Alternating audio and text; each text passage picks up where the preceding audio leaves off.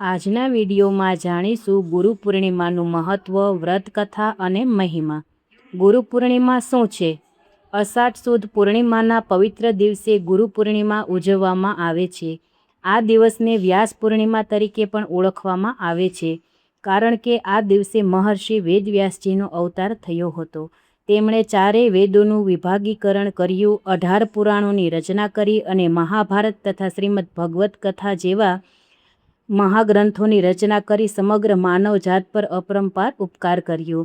શાસ્ત્રોમાં કહેવામાં આવ્યું છે કે ગુરુ બ્રહ્મા, ગુરુ વિષ્ણુ, ગુરુ દેવો મહેશ્વરઃ, ગુરુ સાક્ષાત પરબ્રહ્મા તસ્મૈ શ્રી ગુરુવે નમઃ. અર્થાત ગુરુ જ બ્રહ્મા, વિષ્ણુ અને મહેશ છે, ગુરુ જ સાક્ષાત પરબ્રહ્મ છે, એવા શ્રી ગુરુને હું નમન કરું છું.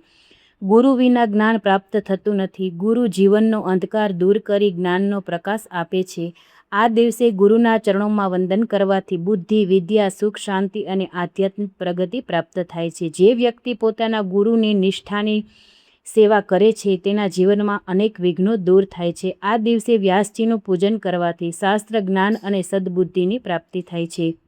ગુરુ પૂર્ણિમાની વ્રત કથા જોઈએ તો પ્રાચીન સમયમાં અનેક ઋષિમુનિઓ નૈમિષારણ્યમાં યજ્ઞ કરી રહ્યા હતા. તેમણે સૂતજી મહારાજને પૂછ્યું કે એવો કયો દિવસ છે જેમાં ગુરુની ઉપાસના કરવાથી સર્વ પુણ્ય પ્રાપ્ત થાય.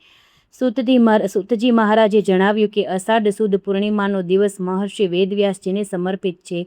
આ દિવસે ગુરુનું પૂજન કરનાર મનુષ્યને સર્વ દેવતાઓના પૂજન જેટલું ફળ પ્રાપ્ત થાય છે.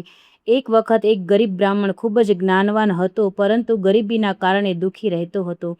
તેણે પોતાના ગુરુની આજ્ઞા અનુસાર ગુરુ પૂર્ણિમાનું દિવસે સ્નાન કરી ગુરુનું પૂજન કર્યું, ફળ ફૂલ અર્પણ કર્યા, દક્ષિણા આપી અને ગુરુના આશીર્વાદ લીધા.